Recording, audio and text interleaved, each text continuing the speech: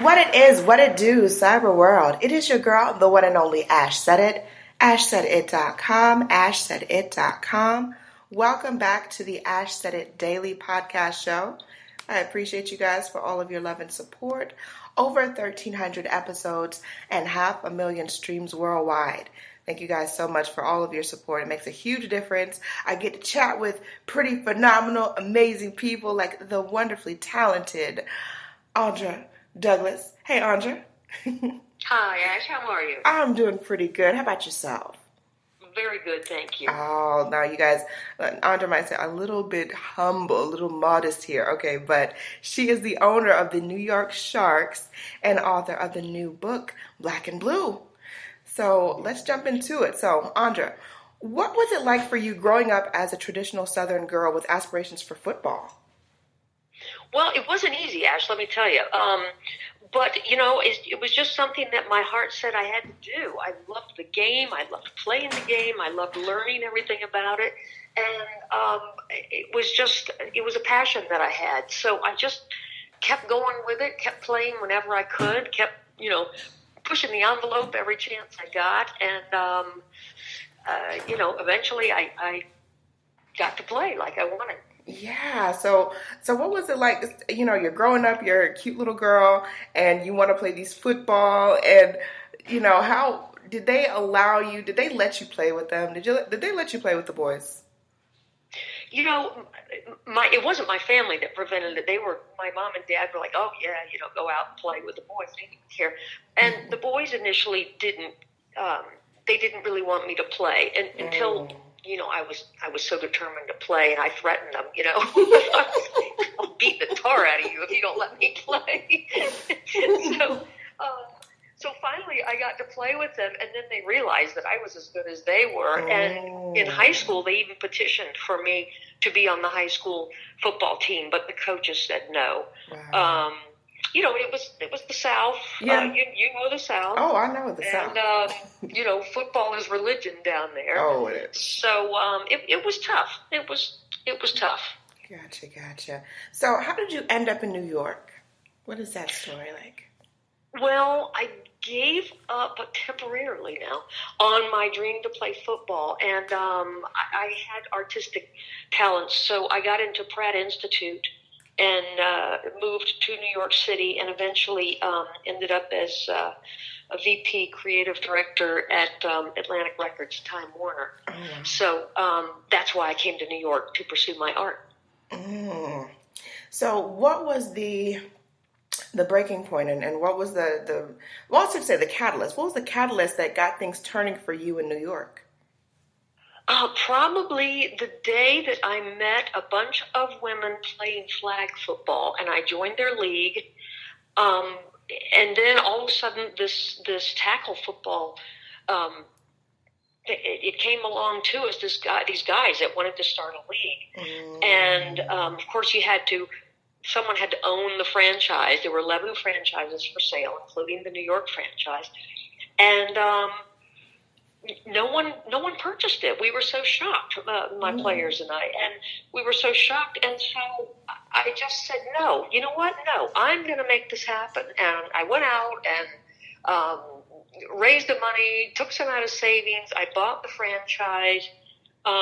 Certainly not because I wanted to own a football team. I wanted to play. Yeah. So, but I ended up owning the Sharks for 20 years, and it was a tough time, which, as you see in the book, there are some times in it that were pretty tough. But overall, it's one of the most amazing experiences that I've ever had. Wow. That is awesome. Yeah, that's what I was going to ask next. It's like, that was the most amazing experience for you thus far in this industry. Wow. That is really cool.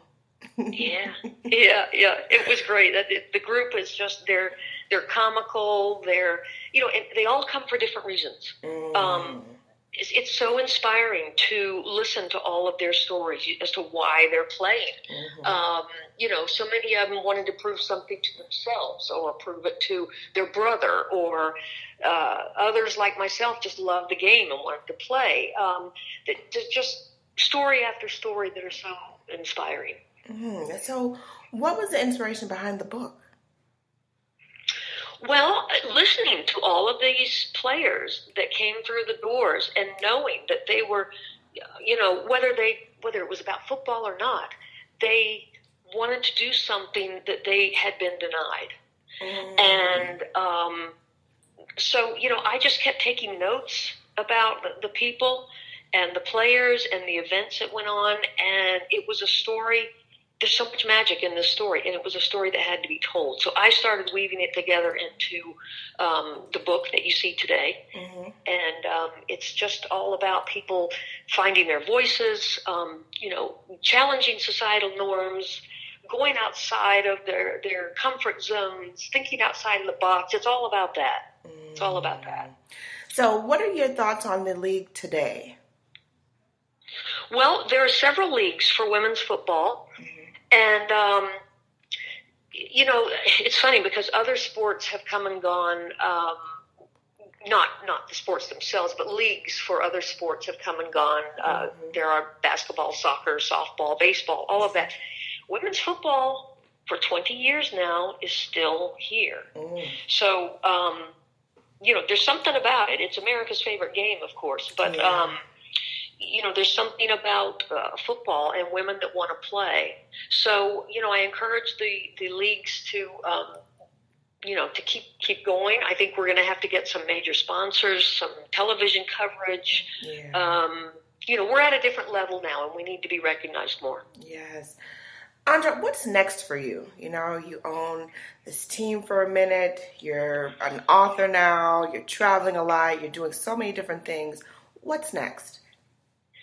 Another book. Okay, that'll work too. Yeah, well, and this is another thing. I found that I love to write. I didn't grow up wanting to be an author, but I took chances. I took risks, and it's. Sorry, did I lose you? No, you're good. You're still here. Oh, good. My phone just beeped. I took chances and I took risks, and I found that, hey, I love to write. But I wouldn't have known that unless I'd just really gone out and pushed the envelope. Yeah. So, having said that, I'm going to write another one, and it will also focus on women's football, also about my hometown, the aging athlete, the loss of parents, friends, as you age.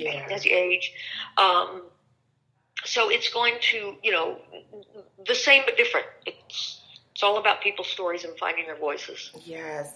Last but certainly not least, what advice would you give to your younger self?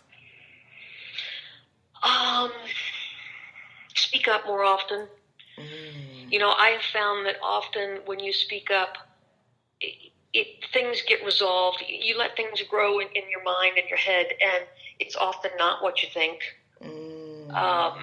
If you really probe and find out the answers, why? Yeah. Why can't I play? Well, as it turns out, it's more about your stuff, not mine.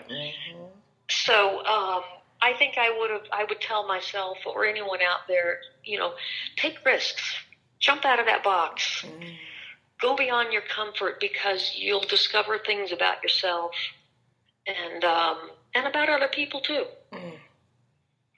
I love that. Andra Douglas, yes, I appreciate you. I love you so much, Andra. Much more success to you, your team, everyone that's backing you in all these different projects that you're a part of. I salute you today. Let everyone know the best way to get in contact with you and, of course, to get the new book, Black and Blue. Okay, Ash. Well, you can get the book on Amazon. It's Black and Blue. You can also get it off my website, AndraDouglasArt.com. And on my website also, as an artist, I do a lot of overpainted works of my players and players on other teams around the league. So you can check that out too. Sounds like a bet. Andra, much more success the rest of 2019 into 2020 and on. And forward Thank for you. Ash. And I appreciate each and every one of you guys for all of your support and love. The Ash Edit brand would not be what it is without you guys. The downloads, the shares, the cares, it all makes a huge difference.